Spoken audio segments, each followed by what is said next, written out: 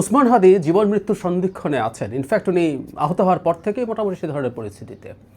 কিছুক্ষণ আগে তার সংগঠন ইনকিলাব মঞ্চের নেত্রী ফাতিমা তাসনিম জুমা একটা স্ট্যাটাস দিয়েছেন। তিনি ডাকসুর ও মুক্তিযুদ্ধ বিষয়ক সম্পাদক। খুবই অ্যালার্মিং কিছু কথাবার্তা আছে, আমি সেটা নিয়ে একটু কথা বলতে চাই। ইনফ্যাক্ট উসমান হাদিকে কেন্দ্র করে একটা অস্থিরতা তৈরির পায়তারা যে আছে এটা বোঝা যাচ্ছিল এবং সেটা আস্তে আস্তে আরও স্পষ্ট হয়ে উঠছে। সুতরাং এই মৃত্যু বা এই গুলিবিদ্ধ হওয়াটাকেও আমাদের প্রশ্ন করা দরকার আছে। জুমা যা লিখেছেন আমি একটু পড়ি। উসমান হাদি এখন জীবন মৃত্যুর সন্ধিক্ষণে দাঁড়িয়ে আছে। পরিবারের পক্ষ থেকে সিঙ্গাপুরে অপারেশন করার অনুমতি দেওয়া হয়েছে। কুইন এলিজাবেথে নেয়ার মতো কন্ডিশন তার শরীরে নেই। আপনারা দোয়া করুন আল্লাহ যেন তাকে হায়াতে তাইয়্যিবা নসিব করেন। আর উসমান হাদি যদি রবের ডাকে সাড়া দিয়ে শহীদের কাতারে সামিল হয়, সেক্ষেত্রে পুরো বাংলাদেশের স্বাধীনতাকামী মজলুম জনতাকে সার্বভৌমত্ব নিশ্চিতকরণে শাহবাগে জড়ো হওয়ার জন্য অনুরোধ করা হচ্ছে। খুনিরা গ্রেফতার না হওয়া পর্যন্ত আমরা শাহবাগে অবস্থান করব এবং পুরো বাংলাদেশকে অচল করে দেওয়া হবে। খুনি যদি ভারতে পালিয়ে যায়, সেক্ষেত্রে ভারত সরকারের সাথে আলোচনা করে যে কোনো মূল্যে তাকে গ্রেফতারপূর্বক ফেরত আনতে হবে। আমি যেগুলো আরেকবার পড়ি শেষ অংশটুকু, সেটা হচ্ছে স্বাধীনতাকামী মজলুম জনতাকে বলা হচ্ছে সার্বভৌমত্ব নিশ্চিতকরণে শাহবাগে জড়ো হওয়ার অনুরোধ। খেয়াল করি, মানে আমাদের সার্বভৌমত্ব হুমকির মুখে আছে, শাহবাগে দাঁড়াতে হবে। আরেকটা শাহবাগ আসছে। খুনিরা গ্রেফতার না হওয়া পর্যন্ত আমরা শাহবাগে অবস্থান করব এবং পুরো বাংলাদেশকে অচল করে দেওয়া হবে। আর বলছে ভারতে যদি পালিয়ে যায়, সেক্ষেত্রে ভারতের সাথে আলোচনা করে যে কোনো মূল্যে গ্রেফতারপূর্বক ফেরত আনতে হবে। মানে আরেকটা শাহবাগের ডাক এসছে। জামাতের বিরুদ্ধে, জামাতের যুদ্ধাপরাধীর বিরুদ্ধে যে শাহবাগ হয়েছিল, সেই শাহবাগ নিয়ে আমাদের ক্রিটিক ছিল। সেখানে যা যা করা হয়েছে সেটা ফ্যাসিবাদ উত্থানের একটা সূচনা লগ্ন হিসেবে অনেকে আইডেন্টিফাই করেছেন। আমরা এটার সাথে যৌক্তিকভাবে একমত হই, কিন্তু একইভাবে এখন আরেকটা আহ্বান জানানো হলো। কখন এটা যখন নির্বাচনের তফসিল ঘোষণা করা হয়েছে।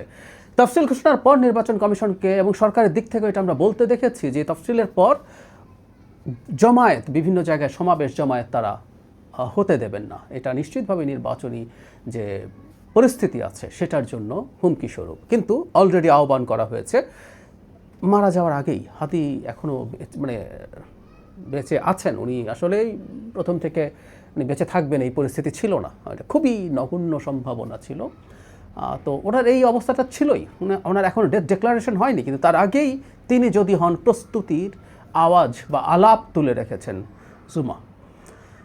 এই ধরনের খুবই ইমোশনাল জায়গায় দাঁড়িয়ে কথা বলা খুবই কঠিন, কারণ উসমান হাদির গুলিবিদ্ধ হওয়া ঘটনা বাংলাদেশের প্রত্যেকটা মানুষকে আহত করেছে। আওয়ামী লীগের কিছু সিম্প্যাথাইজার ছাড়া, আওয়ামী লীগ করা লোকজন ছাড়া, এর বাইরে প্রত্যেককে, এমনকি যারাকে তারা প্রকাশ্যে ক্রিটিকও করেছে তাদেরকেও করেছে। কিন্তু তাকে কেন্দ্র করে ভারত বিরোধিতা আছে। সমাজের বিভিন্ন মানুষ যারা তাকে সমালোচনা করেছেন বিভিন্ন ফর্মে প্রকাশ্যে, তাদেরকে হত্যাযোগ্য করে তোলার চেষ্টা আছে। বলা হচ্ছে তারাই নাকি উসমান হাদিকে হত্যাযোগ্য করে তোলার চেষ্টা করেছেন সেভাবে। সো একটা সংঘাত তৈরির চেষ্টা খুব সিরিয়াসলি আমরা দেখছি, পরিকল্পনা দেখছি। এখন তার সাথে দেশ অচল টচল করে দেওয়া, শাহবাগ করা, এগুলো প্রত্যেকটাকেই আমরা বলবো নির্বাচনকে বানচাল করার সাথে জড়িত হয়ে পড়ছে। হাদি যদি চলে যান, খুবই মর্মান্তিক ব্যাপার। এবং আমি ধারণা করি এই ধরনের ঘটনা আরও ঘটতেও পারে। কিন্তু আমাদের যদি দেশকে আমরা ন্যূনতম ভালোবাসি, দেশের সার্বভৌমত্বের আলাপ জুমা করছেন, উনি যদি দেশের সার্বভৌমত্বে বিশ্বাস করে থাকেন, ইনকিলাব মঞ্চ বা অন্যরা যদি বিশ্বাস করে থাকেন, তাহলে উচিত হবে এই প্রত্যেকটা শোককে, বলি না আমরা, শক্তিতে পরিণত করা, যে আমরা অন্তত নির্বাচনকে হ্যাম্পার্ড হতে দেব না এই কোনো ঘটনার মাধ্যমে। আরও যদি ঘটে, গণঅভ্যুত্থান পরবর্তী সময়ে আনস্টেবল অবস্থা প্রত্যেকটা দেশে হয়েছে, এই সরকারের ব্যর্থতা আছে, এভরিথিং ইজ অল রাইট, সরকারের উপর আমরা চাপ তৈরি করবো, চাপ প্রয়োগ করবো, এই ঘটনার যেন রিপিটেশন না হয়। একজন হাদিকে আমরা ফেরত পাবো না, হাদিরা যখন তখন জন্মায় না, এটাও আমি বিশ্বাস করি। কিন্তু তারপরও এটাকে কেন্দ্র করে একটা অস্থিরতা তৈরির যদি চেষ্টা হয়, সেটার বিরুদ্ধে আমরা দাঁড়াবো।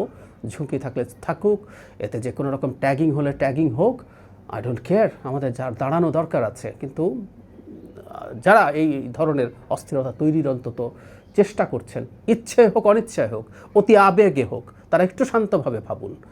আর না হয় একটা কনফ্রন্টেশনের পরিস্থিতি আসলে তৈরি হয়ে যাবে, যেটা এই দেশের কারো জন্য ভালো হবে না। এটা তারা এখনই বুঝে উঠতে পারছেন না।